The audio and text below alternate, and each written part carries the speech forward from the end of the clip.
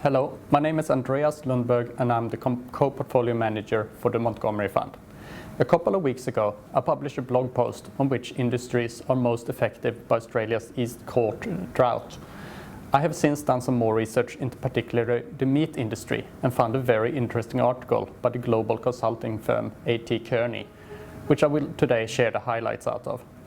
The first interesting fact is that out of the approximately 3.2 billion metric tons of total crops that are grown across the world each year, 46% is used as livestock feed.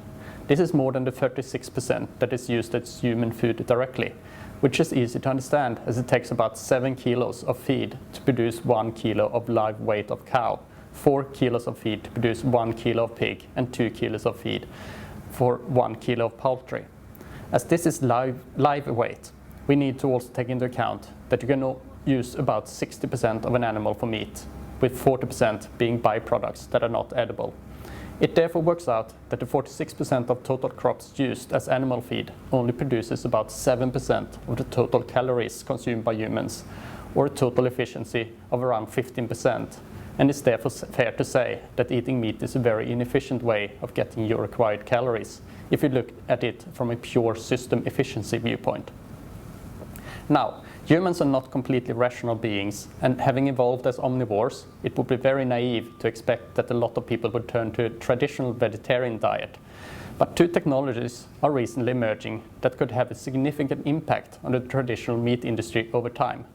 I'm talking about vegan meat replacements and cultured meats, which you can see on this slide.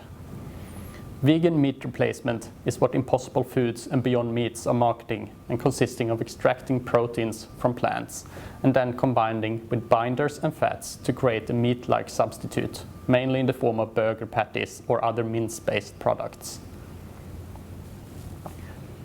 Cultured meat production means taking a stem cell from an animal that is then grown in a bioreactor to create artificial muscle tissue that is virtually impossible to distinguish from traditional meats.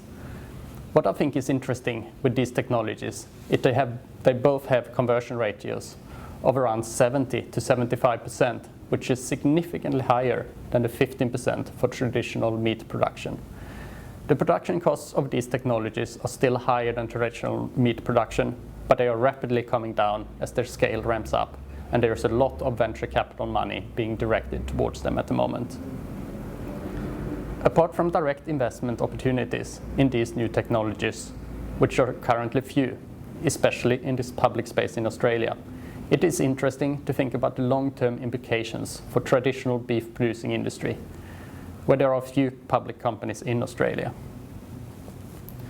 As we can see from this slide, A.T. Kearney forecasts that novel meat replacement and cultured meat will take significant market share, and by 2040 account for around 60% of total meat consumption. Traditional meat will still be around, but will by then have dropped by around 1/3 compared to current production. Now, the accuracy of these kind of forecasts should of course be taken with a decent amount of salt, but directionally, I think they are on the right track, and traditional meat production will over time face a declining future with the obvious investments implications associated for companies active in the sector. If you find this video interesting, I recommend that you have a read of the full A.T. Kearney article that we're linking to just below the video.